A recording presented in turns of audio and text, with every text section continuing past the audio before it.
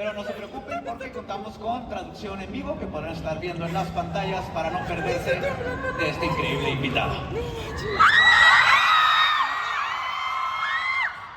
Well, Matt, thank you for being here today. Thank you for having me. And the themes for today's interview are joy, pain, and obviously darkness. So, your characters have the disturbing ability to make murder seem classy. Yeah. So, to start, can you tell us how differently Le Chiffre, Hannibal, and Martin from Another Round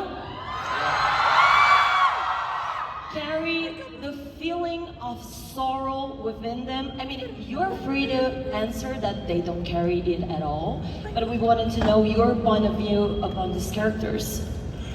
I can say in terms of carrying the sorrow. Yes.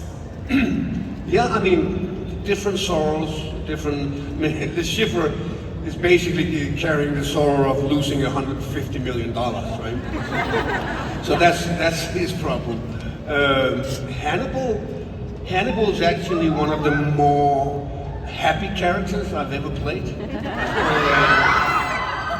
He sees beauty where the rest of us sees horror. He finds life interesting when it's on the threshold to death. So it's a remarkable, interesting character to spend time with, because people often ask me if it was a dark characters to step into, and I also answer no. He's actually one of the lighter and more bright characters, because he sees beauty so many strange places, right?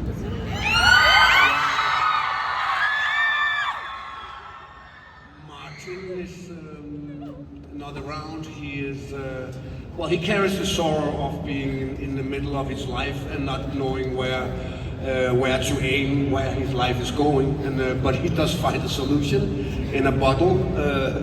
So he's changing. Love your point of view upon Hannibal. Really, really good. Thanks, Matt. Now, Matt, I would like to ask you.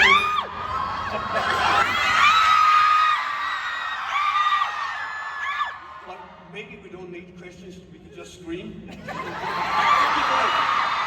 you go.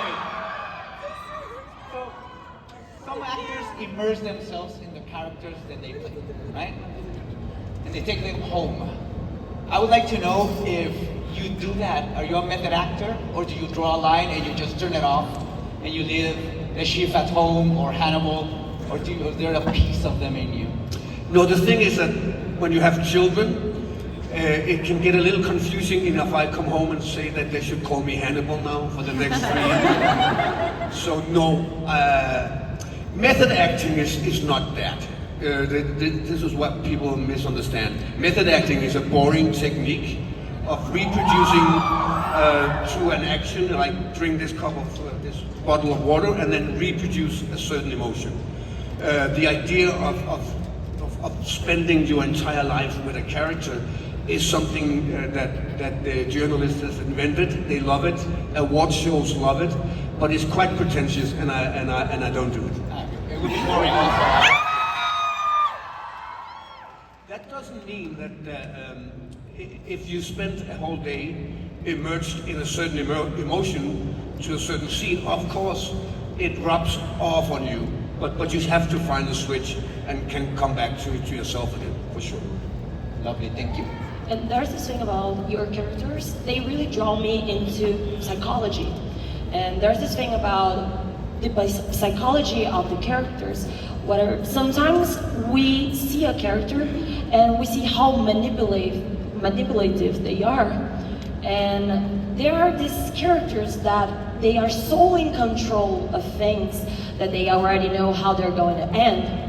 Your characters, for example, for me, you walk into a room like you already know how a situation is going to end. But the thing is, do you think that you play characters that are really in control, or are you, or I mean the characters, just better at faking it than the rest of us? I mean, the character of Martin in Another Round, he's not in control of anything.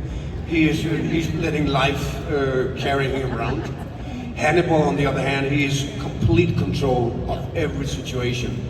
He would be your worst enemy because he has planned 5 steps ahead of you.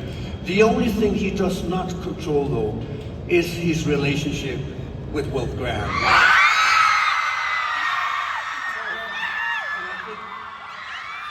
And I also think that is what fascinates Hannibal about Will, that he is awakening something that is a challenge in Hannibal.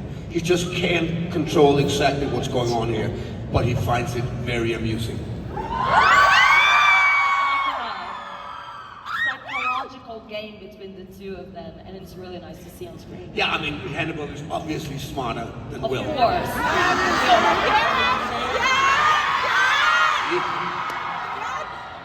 There was a bit of love between Hannibal. Yeah, of course, there's some brotherly love that he's never had with anyone before. I know you want it to be more than brotherly. But we can have that discussion later. You work with some great directors. Yeah. Directors all around the world. In your opinion, or for you as an actor, what makes a director great? Is it how they speak to the actor, how they cut the scene, how they conceptualize ideas, or is it something else? It's all of those things. Some directors, they all work differently, right? For me, it's important that a director can listen to what we have of ideas, and they are open-minded to see if there's something more in the scene that is on the paper. And for me, that is a great director. And then, of course, he has to edit it as well, and he has to be very good at that. But they come in all shapes, and they're all very different, right? So, but what they have in common is that they have good eyes. They can see what works and what doesn't work. What will be, right? Yes. And as you said, different directors, different approaches, different performances. If someone could only watch one of your performances to understand who you are as an actor, which one would you choose for them? It's very difficult. I mean, there are so many things I've done that have taken me into a new direction and have taught me something. One of my favorite things, it's not the biggest thing, maybe a few of you have seen it, is a character that's called Tony. And especially a film that's called Push It 2. I think that we achieved something quite unique with that because it's a character who is uniquely annoying. He's such an idiot, but you somehow starts liking him when after half an hour, maybe an hour, you start having sympathy for this guy. And I think that it's quite an achievement to watch somebody who's so annoying for almost 2 hours, but you can still follow his journey and have some kind of sympathy for him. Yeah. So it's one of my favorite characters, but I have a lot.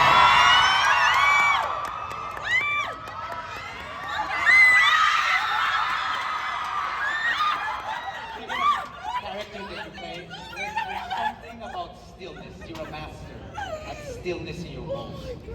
Silence, stay there. When you're doing this, what do you think is more powerful? The moment before a violent act or after? May that be murder or violence as in drama?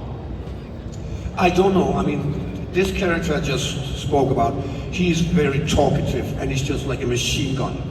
So he doesn't have the stillness, but he does have it in some private moments where he's almost like he's imploding in his own bombardment in his brain. Then he can implode once in a while. I love stillness. I think stillness is a fantastic tool when you make films, but it cannot only be stillness. There has to be some stillness and some storm to make it a piece of music, I guess. And since we mentioned violence, what is the most terrifying thing an actor needs to learn in order to smile while hurting someone. How you can make yourself smile when you hurt someone? What is the most terrifying thing you had to learn in order to do it? Because I didn't have to learn it, I knew how to do that.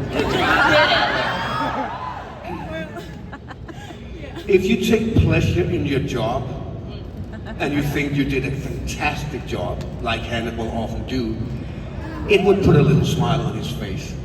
He sees it as a painting, right? Yeah. It's a piece of art for him. So if he does smile, it's not because he wishes people pain, it's because he's proud of what he's done. And he has this little smirk, you know? He can have that, yeah. Art must be violent.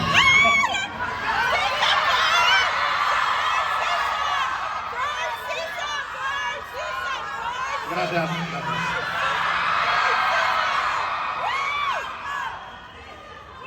Oh, number 4 season? Yeah. I will fix that tomorrow. It's Mexico, you have worked with one of our national treasures, Diego Luna. You know, and Yes. Rogue One.